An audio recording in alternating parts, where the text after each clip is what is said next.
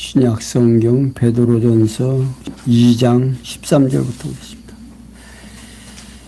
인간에 세운 모든 제도를 주를 위해서 순복하되 혹은 위에 있는 왕이나 혹은 악행하는 자를 징벌하고 선행하는 자를 포상하기 위하여 그의 보낸 방백에게 하라. 곧 선행으로 어리석은 사람들의 무식한 말을 막으시는 것이라. 자유하나 그 자유로 악을 가리우는 데 쓰지 말고 오직 하나님의 종과 같이 하라. 무사람을 공경하며 형제를 사랑하며 하나님을 두려워하며 왕을 공경하라. 아멘. 17절까지 공독해 드렸습니다. 지난 시간 이어서 베드로 사도는 앞에 2장 앞에서 너희가 어떠한 존재인 줄 아느냐. 오직 너희는 택하신 족속이요 왕 같은 제사장들이요 거룩한 나라요 그의 소유된 백성이니 이는 너희를 어두운 데서 불러내어 그의 기업이 한 빛에 들어가게 하신 자의 아름다운 덕을 선전하게 하려 하심이라. 너희가 전에는 백성이 아니더니 이제는 하나님의 백성이요 전에는 국류를 얻지 못하되 이제는 국류를 얻은 자라. 그러니까 흩어져서 고생하는 나그네 같은 형제들을 향해서 먼저 하나님이 어떠하신 분이고 너희가 지금 어떤 존재들이냐. 너희들이 지금 비록 나그네 생활은 하고 있지만 누구의 백성이요? 하나님의 백성이요 택하신 족속이고 왕 같은 제사장들이다 하는 겁니다. 이렇게 자존심을 살려주고 나서 그 다음에 이제 부탁하는 것이 뭐냐면 거룩한 생활의 실체입니다. 우리는 거룩한 생활을 생각할 때 어떻게 해요? 거룩한 생활을 한다면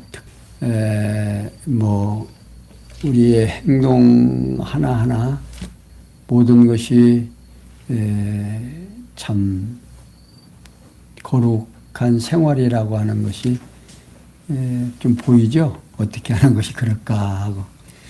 그런데 여기 오늘 본문을 통해서 베드로가 말하려고 하는 건 정말 너무나도 그냥 평범한 삶이에요. 그 어떤 삶인가? 여기 베드로는 인간에게 세운 모든 제도를 주를 위하여 순복하되 혹은 위에 있는 왕이나 혹은 악행하는 자를 징벌하고 선행하는 자를 포상하기 위하여 그의 보내신 방백에게 하라는 겁니다. 곧 선행으로 어리석은 사람들의 무식한 말을 막으시는 것이다 라고 말하고 있어요. 그러니까 베드로는 흩어진 나그네와 같은 성도에게 인간에 세운 모든 제도를 주를 위하여 순복하라고 권하고 있습니다. 여기 제도라는 말은요, 이는 베드로는 당시 하나님께서 정하신 뜻을 따라서 세우신 로마 제국 시하의 모든 권력과 제도 아래 성도가 예속되어 그리스도를 위해 권력자들의 명령을 순순히 따르려고 이방인들로부터 비난을 받지 않도록 하라고 권고하고 있습니다. 그러니까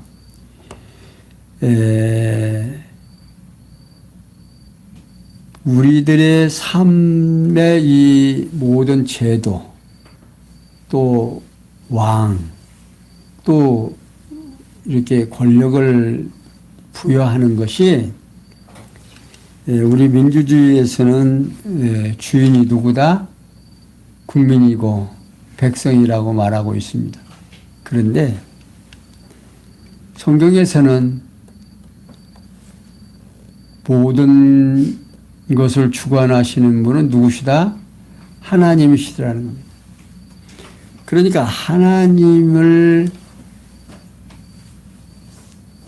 알면 우리의 삶 속에서 어떤 제도라든지 삶을 그대로 순응하면서 그 삶을 말하자면 인정하는 거다 그 말입니다. 오늘 우리들의 정치하는 분들 뭐 이러고 저러고 하면 참 많이 우리가 듣기 싫어도 하고 또 짜증도 내고 또 욕도 하고 또 불평도 하고 그러죠. 그런데 우리 성도들은 오늘 내용을 좀 공부하고 나면 어떻게 하는 것이 믿는 성도로서 바른 자세인가 하는 것을 알 수가 있을 것입니다. 그러면서 베드로는요, 그 대상과 이유에 관하여 설명을 하는데, 먼저 그 대상에 관하여 첫째, 혹은 위에 있는 왕이라 했다. 이는 당시 로마 제국의 최고 권력자인 황제를 가리키는 말이고, 두 번째, 혹은 악행하는 자를 징벌하고 선행하는 자를 포상하기 위하여 그에 보낸 방백에게 하라고 말하고 있습니다. 이는 로마 제국의 치하에 있는 나라들마다 백성을 다스리기 위하여 황제가 파송한 분봉왕이나 총독이나 그들의 명령에 따르라는 겁니다. 그리고 그 이유에 관하여서는 선행으로 어리석은 사람들의 무식한 말을 막으시는 것이라고 말하고 있어요. 여기 한국공유에서 발행한 바른 성경은요, 이는 너희가 선을 행함으로 어리석은 사람들의 무식한 말을 잠잠하게 하는 것이 하나님의 뜻이기 때문이다 라고 말하고 있습니다. 이제 당시 흩어진 나그네와 같은 성도들은 신령한 하나님의 나라의 백성이요, 그리고 육신으로는 세상 나라인 로마 제국 황제나 그가 파송한 분봉왕들과 총독들의 명령에 순수히 따라야만 했다 하는 것입니다. 이러한 행위를 베드로는 인간적인 건덕 차원에서 선을 행함이라 하고 있습니다. 따라서 베드로는 건덕 차원에서 권력에 순복하는 성도들의 선한 행위가 믿지 않는 어리석은 자들의 비난하는 말을 하지 못하게 하는 것이 하나님의 뜻이기 때문에 로마 제국의 제도에 따르라고 권고하고 있습니다. 그러면서 베드로는 자유하나 그 자유를 악을 가리우는 데 쓰지 말고 오직 하나님의 종과 같이 하라. 묻 사람을 공경하며 형제를 사랑하며 하나님을 두려워하며 왕을 공경하라고 말하고 있어요. 그러니까 베드로는 흩어진 나그네와 같은 성도에게 생활의 권위적 관하여서 원칙에 관해서 설명을 하면서 먼저 자유하나 그 자유로 악을 가리우는 데 쓰지 말고 오직 하나님의 종과 같이 하라고 말하고 있습니다. 이제 성도는 그리스도의 복음 진리에 의해서 참 자유함을 얻은 자들입니다. 요한복음 8장 32절에서 설명하고 있죠. 그러나 그 자유로 악을 행하는 구실로 삼지 말고 도리어 하나님의 종으로 살아라는 겁니다. 그 이유는 죄의 권세로부터 자유함을 얻었다는 것은 하나님께 온전히 사로잡힌 백성이 되었기 때문이다 그 말입니다.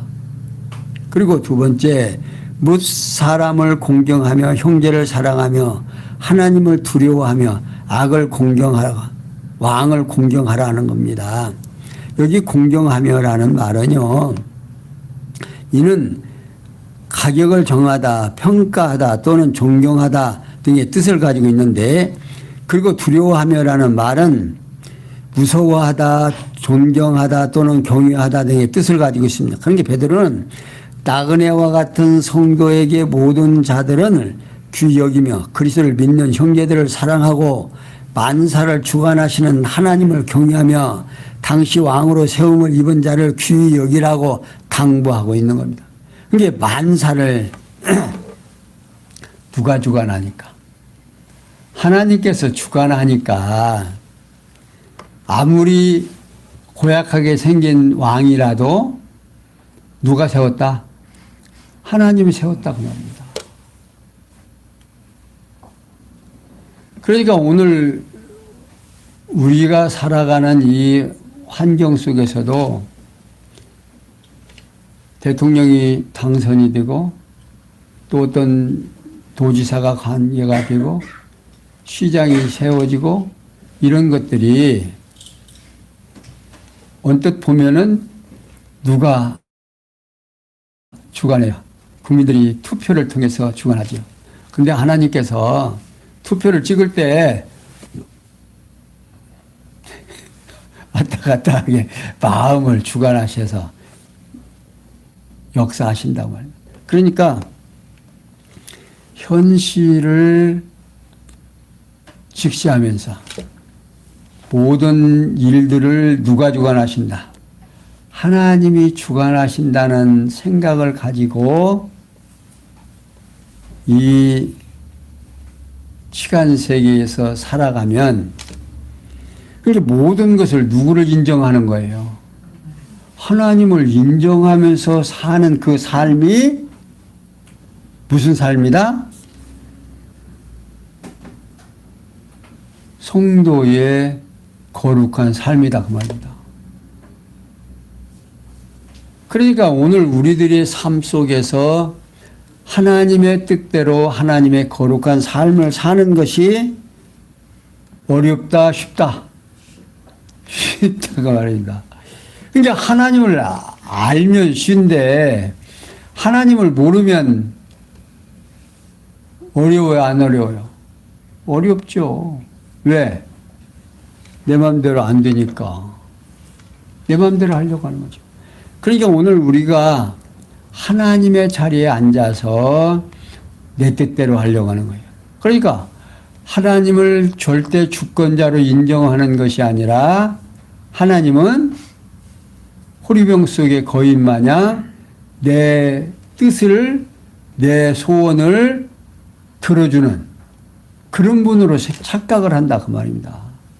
그러니까 지금 베드로는 너희가 지금 누구의 백성이냐? 하나님의 백성이고 너희들이 거룩한 자고 왕 같은 제사장이고 그러니까 너희들 낙심하지 말고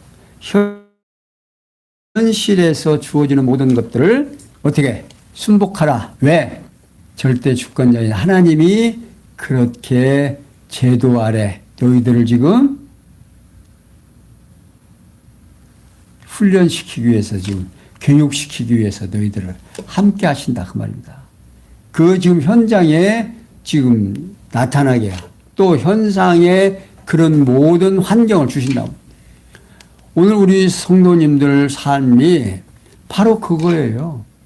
그러니까 하나님만 알면 내 삶이 어떤 삶을 사는지 지금 짐작하겠죠.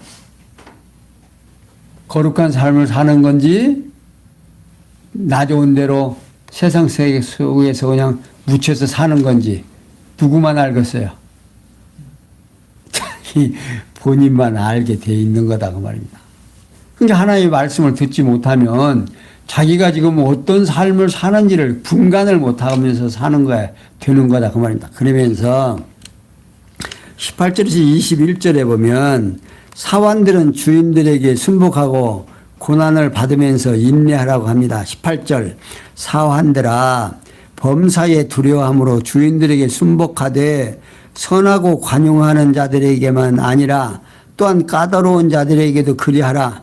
애매히 고난을 받아도 하나님을 생각함으로 슬픔을 참으면 이는 아름다우나 죄가 있어 매를 맞고 자면 무슨 칭찬이 있으리요.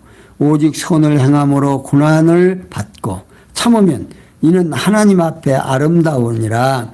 이를 위하여 너희가 부르심을 입었으니 그리스도 너희를 위하여 고난을 받으사 너희에게 분을 끼쳐 그 자취를 따라오게 하려 하심이니라 하는 겁니다.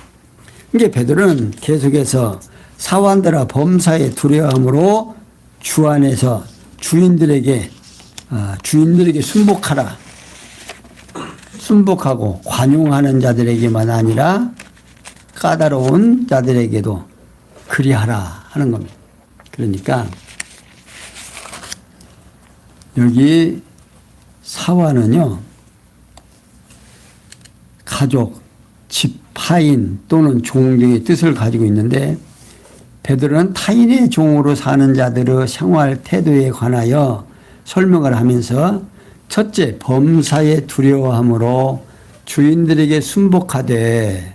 자, 베드로는 타인의 종으로 살아가는 성도에게 모든 일을 정하신 뜻에 따라 섭리하시는 하나님을 경외함으로. 자, 여기가 중요해요. 하나님을 경외함으로 주인의 명에 따르라는 겁니다. 다시 말하면 하나님의 정하신 뜻에 순응하라는 거지요. 그러면서 두 번째, 선하고 관용하는 자들에게만 아니라 베드로는 마음씨가 좋고 너그러운 주인에게 순종할 것이 아니라고 하고 있습니다. 또한 셋째, 또한 까다로운 자들에게도 그리하라.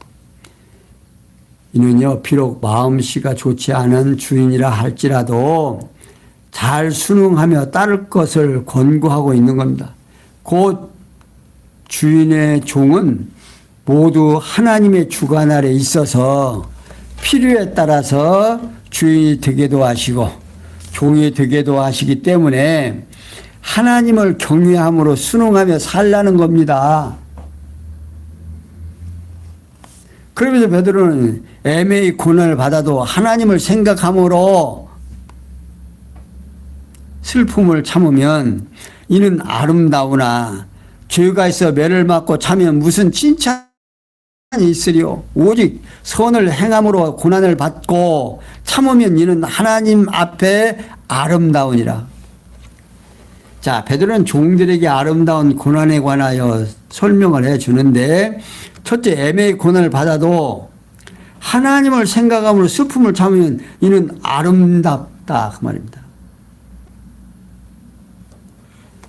그러니까 베드로는 종들에게 아름다운 고난에 관하여 설명을 하면서 애매히 고난을 받은 하나님을 생각함으로 슬픔을 참으면, 그러니까 지금 앞에서 설명했듯이 내가 종으로 사는 것 누구의 섭니다? 하나님의 뜻이다 그 말이에요.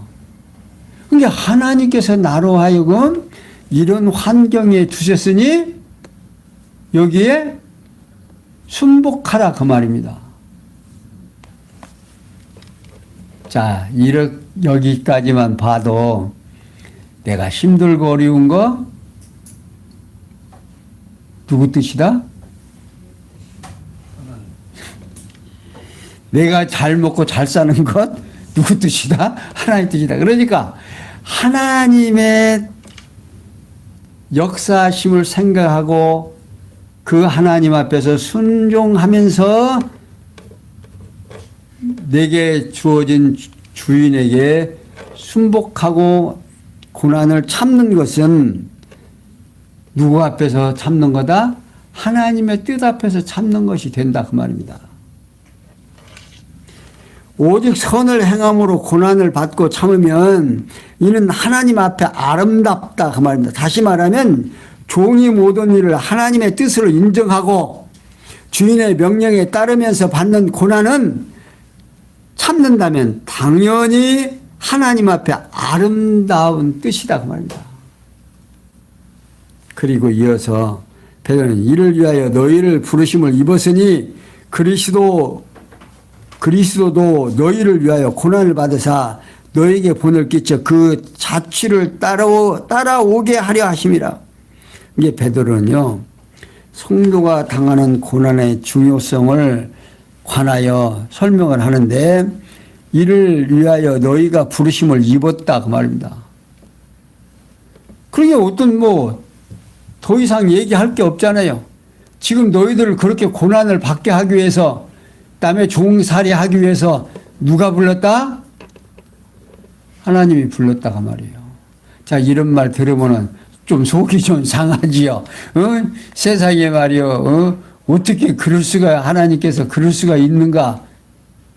좀 못하지만, 그러면서 왜 그렇게 되는지 설명을 하는데, 그리스도도 너희를 위하여 고난을 받사 너에게 본을 끼쳐 그 자취를 따라오게 하려 하심이라. 바꿔 말하면 성도로 하여금 그 고난의 자취를 따르도록 하시려고 그리스도께서 성도를 위하여 고난을 받아 본을 보여주었다, 그 말입니다. 이게 베드로는 어두운 권세가 창궐한 세상에 살아가는 성도에게 고난은 피할 수 없는 현실임을 강조해 주고 있습니다. 너희들이 아무리 벗어나려고 해도 벗어날 수 있다 없다? 없다, 그 말. 왜? 절대 주권자의 뜻이기 때문에. 그걸 통해서, 자, 예수님도 십자가에 죽으시는 것이 얼마나 힘들어요. 하나님께서 꼭 그 방법밖에 없었을까요? 근데 그 방법을 선택을 하셨어요. 그러니까 누가 순종해요? 예수님이 순종하시잖아요. 그러니까 너희들도 그렇게 본을 가기 위해서 그렇게 했다고 말입니다. 그러니 오늘 우리가 하나님을 모르면 이 세상 살면서 불평불만 하겠어요, 안 하겠어요? 그러니까 우리가 거룩한 삶이라고 하는 것이 모든 나에게 주어지는 이 환경을 누가 주는 것으로? 절대 주권자의 섭리로 받아들이는 그 삶이 무슨 삶이다? 거룩한 삶이다, 그 말이에요. 이게 거룩한 삶이 쉽겠어요, 어렵겠어요? 지금 어떻게 생각하면 참 세상에 하나님도 그럴 수가 있을까? 근데 예수님께서도 십자가에 죽이기 앞서서 로마 병정들에게 잡히기 전에 땀방울이 핏방울이 되도록 하나님 앞에 기도했다고 그랬습니다. 하실 수만 있으면 이 쓴 잔을 나에게서 지나가게 해 주시옵소서. 하오나 누구 뜻대로, 내 뜻대로 마옵시고 아버지의 뜻대로 하시옵소서. 그래서 주님이 하나님의 뜻을 준행한 겁니다. 자, 그러면서 22절, 저는 죄를 범치 아니하시고 그 입에 쾌사도 없으시며 욕을 받으시도 대신 욕하지 아니하시고 고난을 받으시되 위협하지 아니하시고 오직 공의로 심판하시는 자에게 부탁하시며 친히 나무에 달려 그 몸으로 우리 죄를 담당하셨으니 이는 우리로 죄에 대하여 죽고 의에 대하여 살게 하려 하심이라. 저가 채찍에 맞음으로 너희는 나음을 얻었나니 너희가 전에는 양과 같이 길을 잃었더니 이제는 너희 영혼의 목자와 감독 되신 이에게 돌아왔느니라. 자, 베드로는 계속해서 저는 죄를 범치 아니하시고 그 입에 쾌사도 없으시며 욕을 받으시며 대신 욕하지 아니하시고 고난을 받으시되 위협하지 아니하시고 오직 공의로 심판하시는 자에게 부탁하시며. 베드로는 성도를 위해서 고난을 받으시는 그리스도의 성품과 그 자세에 대하여 설명해 주고 있습니다. 먼저 그 성품에 관하여는 첫째, 저는 죄를 범치 아니하시고, 자, 그리스도께서는 인간의 죄 있는 육신의 모양을 취하시기는 하셨으나 로마서 8장 3절에서 설명하고 있죠. 그 자신은 죄를 범한 사실이 없는 성결한 성품을 소유하고 있다 그 말입니다. 고린도후서 5장 21절에도 말하고 있고 히브리서 4장 15절에도 말하고 있습니다. 또 요한일서 3장 5절에도 말씀하고 있죠. 그러니까 그 입에 쾌사로 없으시며, 또 여기 쾌사라는 말은요, 미끼, 유혹물 또는 술객 등의 뜻을 가지고 있습니다. 그러니까 그리스도는 사람들에게 술객을 부려서 거짓으로 유혹하는 말을 하지 않는 성실한 성품을 소유하고 있다 하는 것입니다. 그리고 그 자세에 관하여서는 욕을 받으시되 대신 욕하지 아니하시고, 자, 그리스도께서는 악당들로부터 많은 모욕을 당하셨으나 그들에게 모욕으로 갚지 않으셨다 그 말입니다. 두 번째, 고난을 받으시되 위협하지 아니하시고, 그리스도께서는 악당들의 많은 고난을 당하셨으나 그들에게 위협을 하지 않으셨다 그 말입니다. 그리고 오직 공의로 심판하시는 자에게 부탁하시며, 자, 그리스도께서는 악당들에게 온갖 모욕과 고난을 당하셨으나 그 모든 자들을 정하신 뜻을 따라 심판하시는 하나님께 넘겨주셨다 그 말입니다. 그러니까 오늘 우리들이 할 일이 뭐예요? 오늘 힘들고 어렵고 또 안 입고 온 사람 있고 뭐 하는 사람, 모든 것들이 나에게 닥쳐진 사실들을 누구에게 구할 수 있어요? 주님에게 구할 수 있잖아요. 또 아버지 앞에 구할 수 있잖아요. 예수님도 누구한테 부탁해요? 그들에게 갚아줄 그 죄값.